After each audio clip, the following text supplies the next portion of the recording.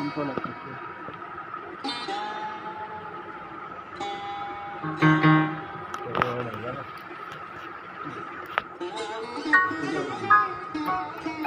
भाई बताएंगे कि जल्द देखेंगे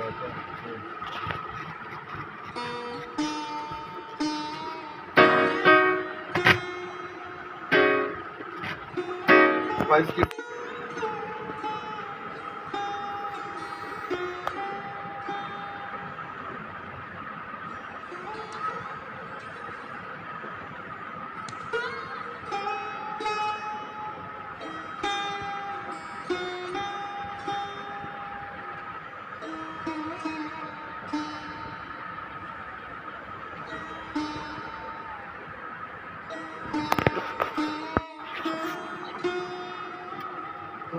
तू बता, एक अनार 2 बीमार है। अब ऐसे में मना करूँगा कि भगवान माफ करे, मुझे झूठ नहीं बोलना चाहिए, गलत बात है।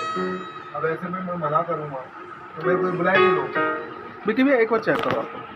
भाई से